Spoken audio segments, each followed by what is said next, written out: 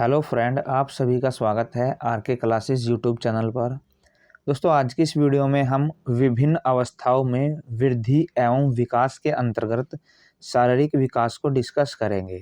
तो growth and development हमारा topic चला हुआ है। तो डिफरेंट स्टेजेज के अंदर कैसे ग्रोथ एंड डेवलपमेंट होती है, ये हम बात करेंगे। तो आज की इस वीडियो में हम फिजिकल डेवलपमेंट के बारे में बात करेंगे कि फिजिकल डेवलपमेंट जो है वो कैसे होता है अलग अलग स्टेजेज में। यदि ये वीडियो आप पहली बार देख रहे हैं तो हमारे चैनल को सब्सक्राइब कर लीजिए, इससे आपको हमारी आने वाली वीडियोज़ की नोटिफिकेशन मिलती रहेगी। तो चलिए शुरू करते हैं।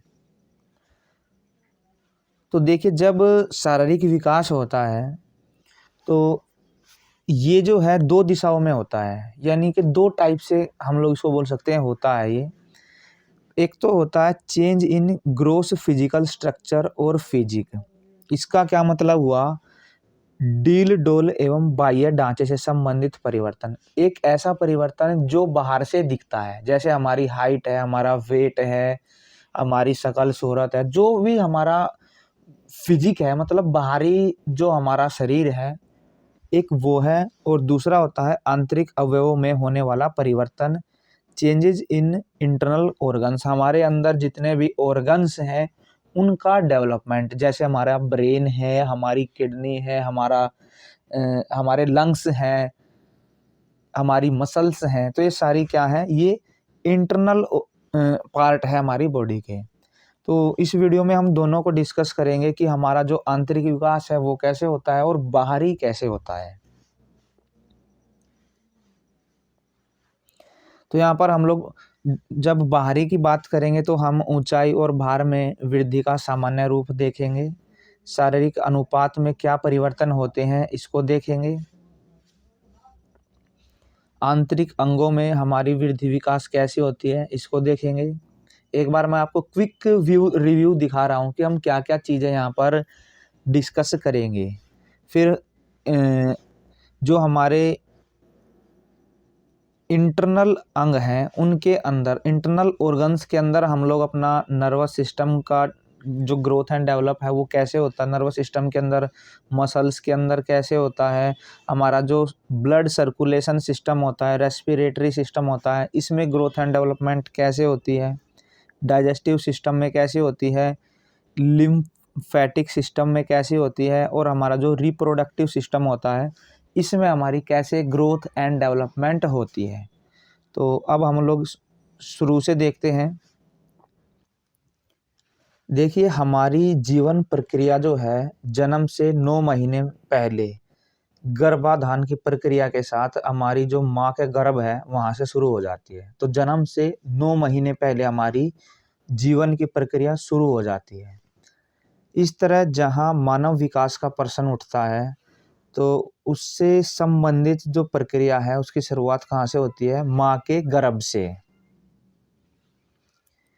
9 महीने का यह जो विकास है इसको हम बोलते हैं परीनेटल स्टेज बोलते हैं। जब बच्चा माँ के गर्भ में होता है वहाँ पर उसका जो विकास होता है उसको बोलते हैं हम गर्भावस्था, परीनेटल स्टेज। और जन्म के बाद का जो विकास होता है उसको बोलते हैं पोस्ट नेटल स्टेज या जन्म के उपरांत का विकास। तो जब माँ के पेट के अंदर विकास होता है बच्चे का तो परीनेटल स्टेज, और जन्म के बाद को बोलते हैं पोस्ट नेटल स्टेज का डेवलपमेंट। यह विकास प्रक्रिया बालक के व्यक्तित्व के सभी आयाम, देखिए हमारे व्यक्तित्व के आयाम होते हैं शारीरिक, बौद्धिक, मानसिक, संवेगात्मक, सामाजिक, आध्यात्मिक, चारित्रिक। ये क्या है? ये हमारे व्यक्तित्व के आयाम हैं। तो इन आयामों में जितनी भी अवस्थाएं होती है हमारी, जैसे शैशव अवस्था, बाल्यावस्था, किशोर अवस्था, युवा अवस्था, प्रौढ़ अवस्था, इनमें विकास की जो प्रक्रिया है वो अनवरत चलती रहती है। परंतु जहाँ तक विद्यालय पर शैक्षणिक प्रयोजन का संबंध है, गर्भावस्था, युवावस्था, प्रौढ़ावस्था, वृद्धावस्था में होने वाले विकास के अध्ययन से इसका कोई सरोकार नहीं है। देखिए यहाँ पर लिखा हुआ है कि जो विकास है वो काफ़ी सारी अवस्थाओं में, हमारे सभी अवस्थाओं में विकास हमारा होता रहता है। पर जब हम शैक्षिक दृष्टि की बात करते हैं तो ये जो गर्भावस्था का विकास है, युवावस्था का, प्रौढ़ावस्था, वृद्धावस्था, ये विकास हमारे काम के नहीं होते हैं। इनको हम लोग सरोकार नहीं करते हैं, इनको हम नहीं पढ़ते हैं। हम क्या करते हैं, शैशव, बाल्य और किशोर अवस्था में जो परिवर्तन होते हैं या जो विकास होता है उसके बारे में चर्चा करते हैं, और वही हमारे लिए इम्पोर्टेंट होता है। एक टीचर के लिए शैशवावस्था, बाल्यावस्था, किशोरावस्था, इसी का जो विकास है बच्चे का, वो उसका ज्ञान होना जरूरी होता है। इसके लिए शुरुआत हम शारीरिक विकास से कर रहे हैं। अब हम लोग शारीरिक विकास को देखेंगे। फिजिकल डेवलपमेंट, शारीरिक विकास। सबसे पहले बात करते हैं शारीरिक विकास का क्या मीनिंग होता है, इससे क्या अभिप्राय होता है।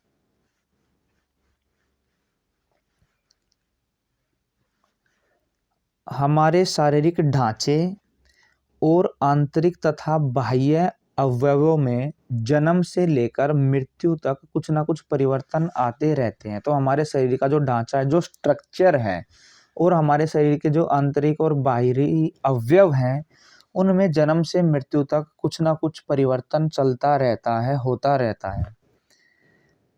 परिवर्तनों की इस प्रक्रिया को शारीरिक वृद्धि और विकास का नाम दिया जाता है। तो ये जो परिवर्तन है, जो हमारा शरीर का स्ट्रक्चर है और आंतरिक बाहरी अवयवों में जो परिवर्तन होता है, उसको हम बोलते हैं शारीरिक वृद्धि और विकास।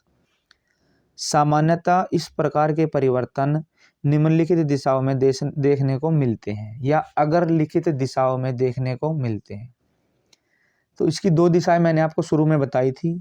तो पहली है डिलडोल एवं बाह्य ढांचे से संबंधित परिवर्तन, change in gross physical structure और फिजिक। इस प्रकार के परिवर्तनों में ऊंचाई, भार, शारीरिक अनुपात आदि ऊपरी दिखाई देने वाले सभी प्रकार के परिवर्तन शामिल किए जाते हैं। तो जो चीज़ें बाहर से दिख जाती हैं, जैसे हाइट है, वेट है, या हमारा जो शरीर का अनुपात है, ये सारी चीज़ें इसके अंदर आते हैं। इसके बाद दूसरा जो परिवर्तन होता है वो होता है हमारे जो इंटरनल ऑर्गन्स हैं उनके अंदर। तो सेकंड है आंतरिक अवयवों में होने वाले परिवर्तन, चेंजेज इन इंटरनल ऑर्गन्स। इसके अंतर्गत शरीर के सभी महत्वपूर्ण संस्थान जैसे स्नायु संस्थान, श्वसन संस्थान, पाचन संस्थान, रक्त संस्थान, उत्सर्जन और उत्पादक आदि महत्वपूर्ण संस्थानों तथा विभिन्न ग्रंथियों की कार्य प्रणाली और क्षमता से संबंधित सभी प्रकार के परिवर्तन शामिल किए जाते हैं। इंटरनल में क्या है, हमारा जो नर्वस सिस्टम है, रेस्पिरेटरी सिस्टम है, डाइजेस्टिव सिस्टम है, और हमारी जो डिफरेंट डिफरेंट ग्लैंड्स हैं, उनकी जो कार्य प्रणाली है, उनकी जो कार्य करने की क्षमता है, ये सारी इसके अंदर आते हैं। अब देखिए, शारीरिक वृद्धि और विकास की प्रक्रिया व्यक्तित्व के उचित समायोजन और विकास के मार्ग में एक महत्वपूर्ण भूमिका निभाती है। जो शारीरिक वृद्धि विकास है, ये हमारा जो व्यक्तित्व है उसके समायोजन और विकास के मार्ग में एक महत्वपूर्ण भूमिका निभाती है। प्रारंभ में शिशु सब तरह से दूसरों के ऊपर डिपेंड करता है। देखिए, जब छोटा बच्चा होता है वो शुरू में अपने माता पिता या जो भी उसके पालन पोषण करता है उसके ऊपर डिपेंड होता है। उसे सभी प्रकार की शारीरिक आवश्यकताओं की पूर्ति के लिए माँ बाप, परिवार के सदस्यों पर आश्रित रहना पड़ता है। जब छोटे बच्चे को भूख लगती है तो वो रोता है, फिर घर वाले उसको दूध देते हैं या खाने पीने की कोई भी चीज़ें देते हैं, तो वो शुरू में अदर पीपल्स के ऊपर, अदर पर्सन्स के ऊपर डिपेंड रहता है। फिर जब उसका शारीरिक वृद्धि विकास हो जाता है तो उसके कारण उसके शरीर में परिवर्तन होते हैं। फिर वो क्या है, अपनी जो शारीरिक उसकी ज़रूरतें हैं उनको पूरा करने में बच्चा समर्थ हो जाता है। इस क्षेत्र में आई हुई आत्मनिर्भरता उसे अपने व्यक्तित्व के अन्य पक्षों में भी स्वावलंबी बनने में सहायता करती है। इस तरह वह धीरे धीरे मैच्योरिटी की ओर अग्रसर होता है, पूर्ण परिपक्वता की ओर अग्रसर होता है। तो धीरे धीरे बच्चे का जो शारीरिक विकास है वो होता है, उसके बाद उसकी डिपेंडेंसी कम होती चली जाती है और एक समय पर वो आत्मनिर्भर बन जाता है, वो अपने जो काम काज है वो खुद करने लग जाता है। अब हम बालकों की शारीरिक वृद्धि और विकास का एक सामान्य रूप देखेंगे कि इसका जनरल पैटर्न क्या होता है, किसका फिजिकल ग्रोथ एंड डेवलपमेंट का। तो बच्चों की हम लोग फिजिकल ग्रोथ एंड डेवलपमेंट देखेंगे अब। तो देखिए, बालकों में व्यक्तिगत भेद की कोई सीमा नहीं है। इसका क्या मतलब है? यदि हम व्यक्तिगत भेद देखते हैं बच्चों के, तो उसकी कोई सीमा थोड़ी ना है, उसकी कोई लिमिट थोड़ी ना है, उसका दायरा बहुत बड़ा है, सभी में इंडिविजुअल डिफरेंस होता है। इसी कारण सबकी भाई वृद्धि और विकास के जो पहलू हैं उसमें एक रूपता भी नहीं हो सकती, एक अटपटी सी बात लगेगी। परंतु फिर भी यदि हम शारीरिक वृद्धि और विकास की कुछ सामान्य अवस्थाओं को देखते हैं, तो कुछ परिवर्तन ऐसे होते हैं जो सभी में देखे जा सकते हैं, या कुछ जो परिवर्तन हैं उनके बारे में कुछ अच्छी जानकारी एकत्रित की जा सकती है, जिसका वर्णन इस प्रकार से है। सबसे पहले देखते हैं ऊंचाई और भार में वृद्धि का क्या पैटर्न होता है। Normal growth in term of height and weight की टर्म में, जब बच्चा पैदा होता है तो उसकी हाइट 19 या 20 इंच की होती है। उसके वेट की बात करें तो 7 या 8 पाउंड के लगभग होता है। पाउंड आपको पता होगा कि 1 पाउंड में 0.453 किलो होते हैं। आप लगभग लगभग ये मान लो आधा किलो होता है। तो जब बच्चा पैदा होता है तो ये लगा लो आप 3.5-4 किलो या 4.5 किलो के आसपास उसका वेट होता है। उस समय लड़के लड़कियों की अपेक्षा भार और ऊंचाई में आगे होते हैं। जब बच्चे का जन्म होता है, यदि जो इन्फेंट है वो लड़का है तो उसकी हाइट और वेट दोनों ज़्यादा होंगे, लड़की है तो कम होंगे। पहले 2 साल की यदि हम बात करते हैं तो हाइट और वेट दोनों में बहुत तेज़ी से वृद्धि होती है। तीसरे साल में क्या होता है, ये जो स्पीड है ये घट जाती है, गति कम हो जाती है।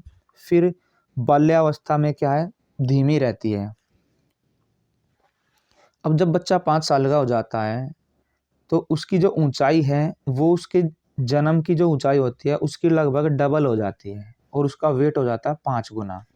देखिए, अभी हमने यहाँ पढ़ा है यदि 19 साल का है या 20 इंच, मान लो 20 इंच हाइट है तो उसका डबल हो जाएगी, कितना 40 इंच हो जाएगा, 19 है तो 38 हो जाएगा।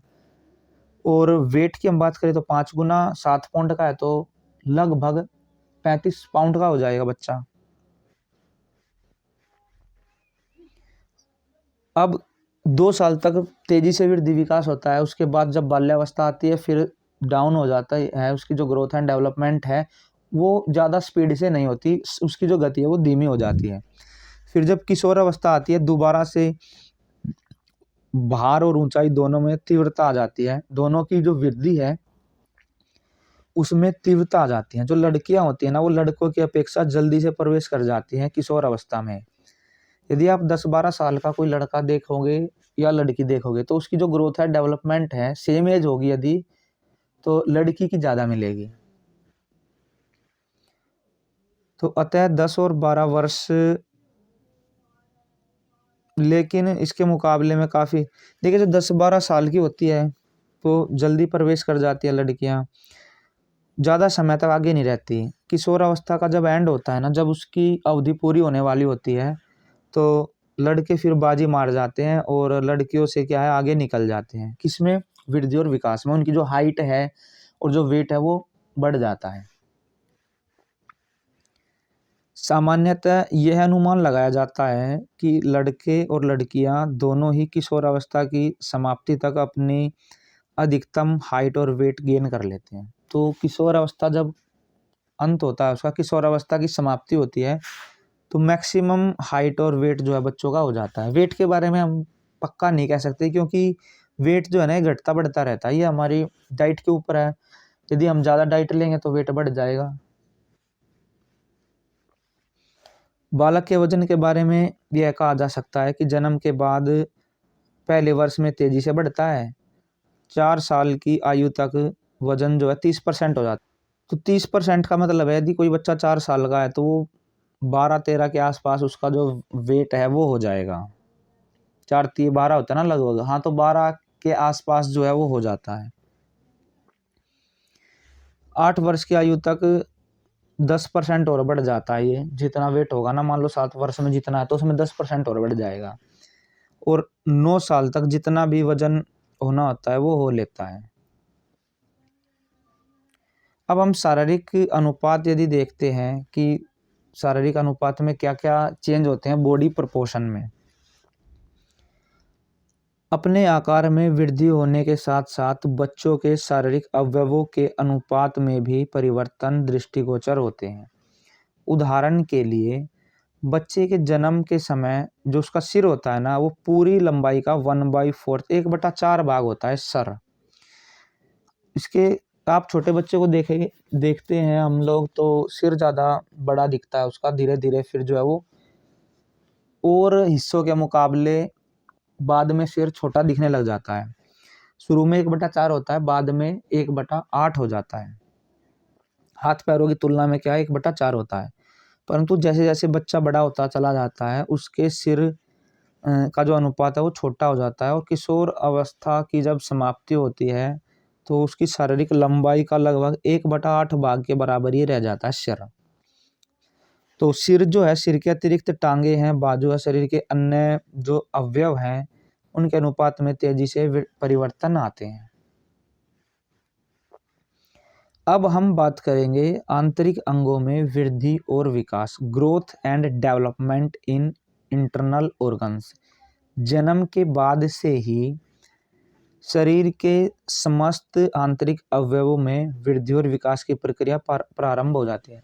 बच्चे का जन्म होते ही उसके जो इंटरनल ऑर्गन्स हैं, जो अंदर जो भी अवयव हैं, उनकी वृद्धि और विकास होनी शुरू हो जाती है, जिसके फलस्वरूप बच्चा अपनी बढ़ती हुई आवश्यकताओं को पूरा करने में पर्याप्त स्वावलंबी बन जाता है। तो इसका वर्णन इस प्रकार से है। सबसे पहले देखते हैं नर्वस सिस्टम, स्नायु संस्थान। माँ के गर्भ और जीवन के प्रथम 4 वर्षों में स्नायु तंत्र तेजी से विकसित होता है। तो जब बच्चा 4 साल तक होता है ना, 4 साल तक बहुत ही स्पीड से जो है ये इसमें ग्रोथ होती है, ग्रोथ एंड डेवलपमेंट होता है। इस विकास के फलस्वरूप जन्म से पूर्व ही स्नायु कोशिकाओं की संख्या और आकार में पर्याप्त वृद्धि हो जाती है। तो जो नर्वस सिस्टम होता है हमारा, उसके अंदर जितनी भी कोशिकाएं होती है उनकी जो संख्या है और उनका जो आकार है वो जन्म से पहले ही उसमें वृद्धि हो जाती है। जन्म के बाद के वर्षों में नवीन कोशिकाओं का निर्माण नहीं होता। जितनी कोशिकाएं बननी होती हैं जन्म से पहले ही बन जाती हैं। उसके बाद उनमें क्या, यदि अपरिपक्वता उसके उनके अंदर रह जाती है तो बाद में जब बच्चे का विकास होता है तो वे मैच्योर हो जाती हैं।